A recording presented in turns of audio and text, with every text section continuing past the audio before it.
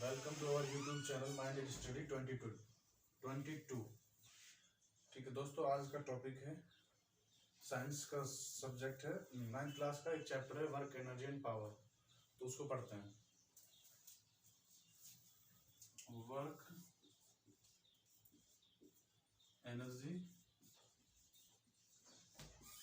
And power.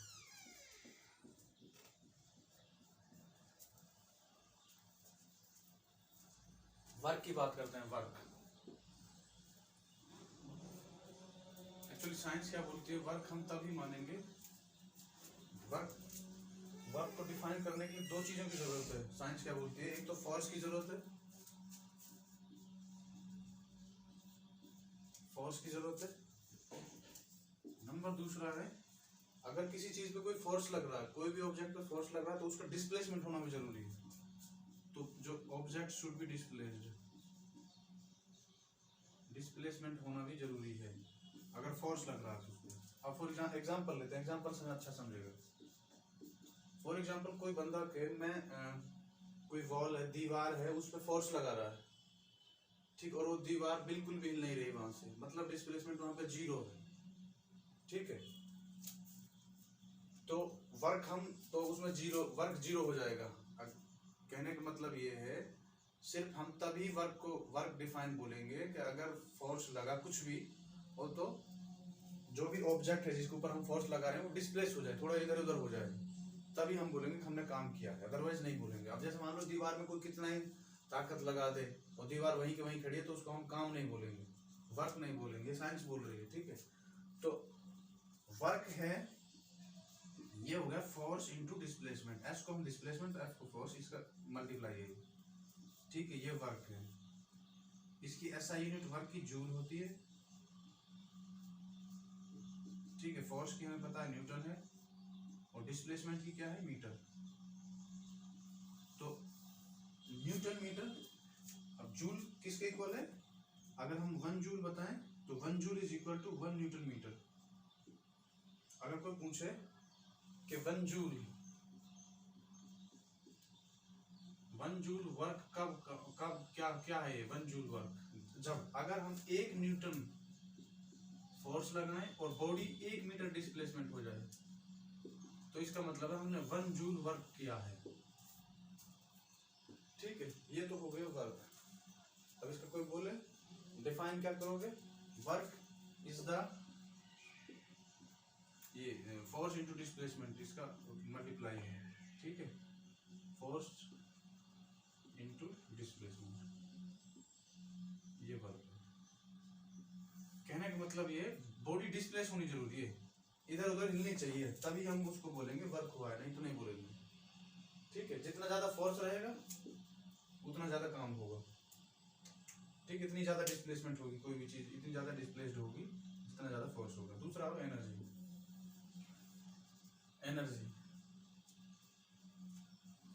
Energy का जो science definition बताते हैं, capacity of doing work,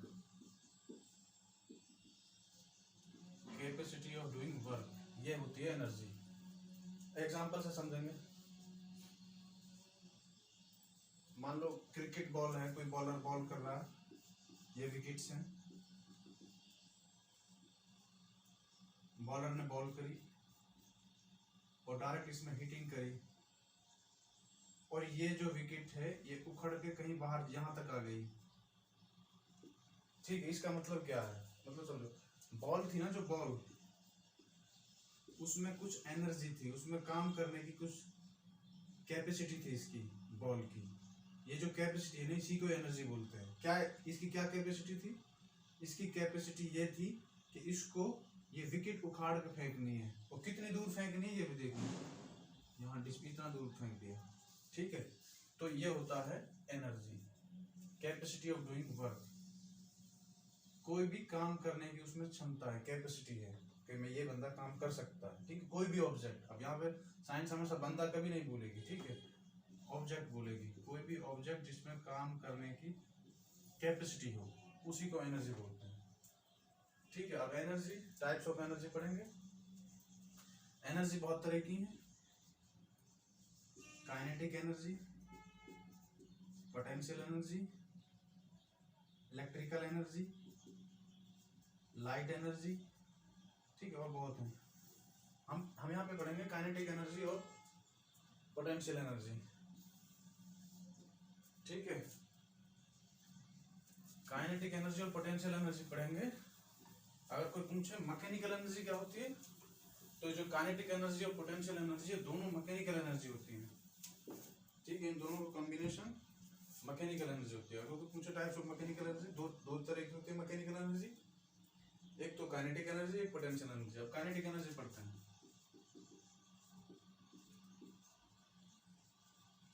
kinetic energy और यहाँ पर हम पोटेंशियल एनर्जी,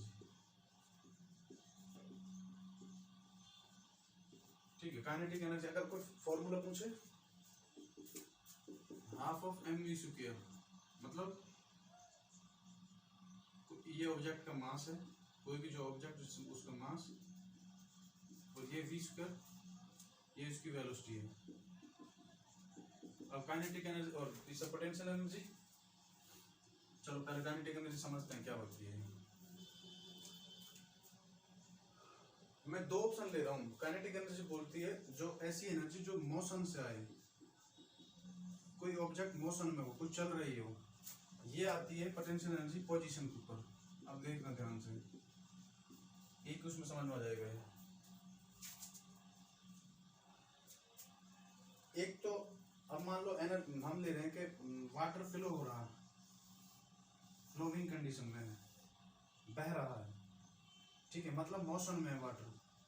तो जो इसके पास जो एनर्जी है ना, वो काइनेटिक एनर्जी है, ठीक है।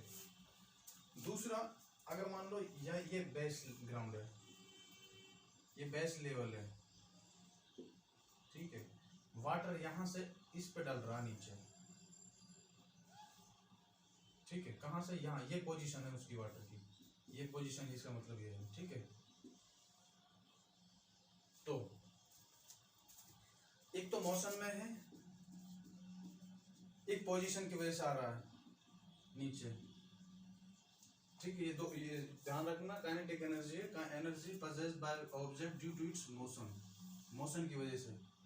और जो पोटेंशियल एनर्जी है the energy possessed by an object due to its position या कॉन्फिगरेशन, ठीक है। ये जितनी ज्यादा तेज फ्लो होगा उतनी ज्यादा काइनेटिक एनर्जी रहेगी, ठीक है, क्योंकि वेलोसिटी यहाँ पे अपना पा रहा है, ठीक है। इसका फॉर्मूला और देखते हैं। पोटेंशियल एनर्जी हमें पता है, जो वर्क है ना, वर्क होता है फोर्स इनटू डिस्प्लेसमेंट, ठीक है। यहाँ एस क्या है, ये डिस्प्लेसमेंट, मतलब मान लो इसकी हाइट एच ले ली, ठीक है, एस। तो एफ क्या होता है, मास, फोर्स होता है मास इनटू एक्सीलरेशन, और ये जो एक्सीलरेशन है इसको हम जी बोल सकते हैं, ग्रेविटी, ठीक है। एफ बराबर एम जी, तो F is equal to M into G. अब ये एस है, ये कितना है हमारा डिस्प्लेसमेंट, कितना होगा परसेंटेज, एच है, तो ये एम जी एच क्या है, पोटेंशियल एनर्जी, ठीक है। अब यहाँ से खुद समझ में आ रहा, काइनेटिक एनर्जी वेलोसिटी के ऊपर डिपेंड है, मोशन के ऊपर, ठीक है, और ये एच के ऊपर डिपेंड है, पोजीशन के ऊपर, ठीक है। ये हो गई काइनेटिक एनर्जी और पोटेंशियल एनर्जी। बाकी एनर्जी हम दूसरे चैप्टर में उनमें आएगी, इतना दे रखा है हमें, ठीक है। तीसरा पढ़ते हैं पावर। पावर हो गया rate of doing work, rate of doing work, कितना फास्टली काम कर रहा है कोई भी ऑब्जेक्ट, कितना फास्ट या कितना स्लो काम कर रहा है, ये हो गया पावर। पावर, अब इसको डेफिनेट अगर वैसे लेंगे तो डेरिवेशन में, तो वर्क अपॉन टाइम, ये हो गया पावर। वर्क को किस में करते हैं, जूल, और टी का सेकेंड टाइम, तो जूल पर सेकेंड इसका क्या है, इसकी ऐसा यूनिट है। अगर कोई यूनिट पूछे पावर की तो ये है, ठीक है। और ये तो, और पावर का, और दूसरी यूनिट क्या है इसकी, वाट, वाट। तो अगर कोई पूछे 1 वाट इज इक्वल टू, यहाँ पे 1 वाट इज इक्वल टू, तो ये क्या 1 जूल डिवाइड बाय 1 सेकेंड। तो पावर किसकी 1 वाट होगी? पावर किसकी होगी? जो 1 सेकेंड में 1 जूल काम कर रहा, तो इसका मतलब है उसमें कितनी पावर है, कितनी शक्ति है? 1 वाट। ठीक है, ये हो गया। तो watt is equal to 1 watt is equal to 1 joule per second. ठीक है, ये इसकी यूनिट हो गई अगर कोई पूछा तो। ठीक है, ये पावर हो गया, रेट ऑफ डूइंग वर्क, कितना फास्टली काम कर रहा, कितना नहीं कर रहा। ठीक है, अब दूसरा पढ़ते हैं।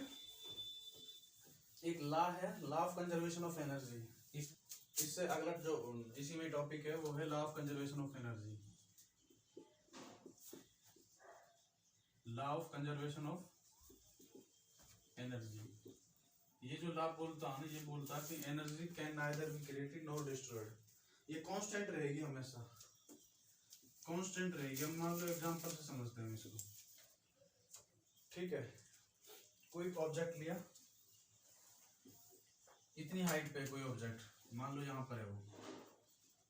ठीक है, इसको ये ग्राउंड लेवल है, हमें ये ऑब्जेक्ट इतनी हाइट से नीचे गिराना है। ठीक है, अब सुनो, यहाँ पे ये बिल्कुल अभी अपनी पोजीशन पे है सिर्फ। ठीक है, मूव नहीं कर रहा, मोशन में नहीं है। तो इसका मोशन में नहीं है तो इसकी काइनेटिक एनर्जी 0 होगी। लेकिन इसकी हाइट पूरी है, पोजीशन है इसके पास, ले रखी है, ग्राउंड लेवल पे नहीं है। तो इसकी जो पोटेंशियल एनर्जी है वो मान लो हमने पोटेंशियल एनर्जी जो 0 और 1 है, मान लो मैक्सिमम अगर काइनेटिक एनर्जी देखें इसकी 1 है और पोटेंशियल एनर्जी भी 1 है मैक्सिमम, और जो मिनिमम है वो 0 0 मान ली। मान लो अब यहाँ पे सबसे कम, यहाँ तो काइनेटिक एनर्जी है ही नहीं तो 0, पोटेंशियल एनर्जी इसके पास पूरी है, पूरी मतलब 1 मान लिया मैंने। ठीक है, तो दोनों कितनी हो गई? 0 + 1 हो गई यहाँ पर, तो इस पोजीशन पे।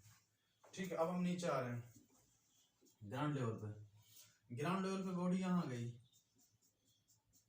अब इसको हाइट तो बची नहीं ना, पोजीशन हाइट तो बची नहीं इसको, यहाँ से नीचे हाइट नहीं है, तो इसका मतलब है पोटेंशियल एनर्जी तो यहाँ हो गई 0। और जो काइनेटिक एनर्जी है, काइनेटिक एनर्जी अब इसने पूरी मोशन ले ली, पूरा मोशन ट्रेवल किया है, तो काइनेटिक एनर्जी इसकी 1 हो जाएगी इस पॉइंट पर। इसमें बहुत ज्यादा इसमें थी, मोशन में था सबसे ज्यादा हाईएस्ट यहाँ पे। ठीक है, इससे जस्ट पहले। ठीक है, तो ये कितना हो गया? 0 + 1 1। तो मतलब एनर्जी हमेशा यहाँ पे भी 1, यहाँ पे 1 कांस्टेंट मिलेगी। ठीक है, कहीं पर अगर काइनेटिक एनर्जी कम हो रही है तो वहाँ पे पोटेंशियल एनर्जी बढ़ जाएगी। यहाँ पे पोटेंशियल एनर्जी 0 हो गई, यहाँ पे तो अगर ये कम हो रही है पोटेंशियल एनर्जी तो काइनेटिक एनर्जी बढ़ जाएगी। ठीक है, बस इसमें यही था। Thanks for watching.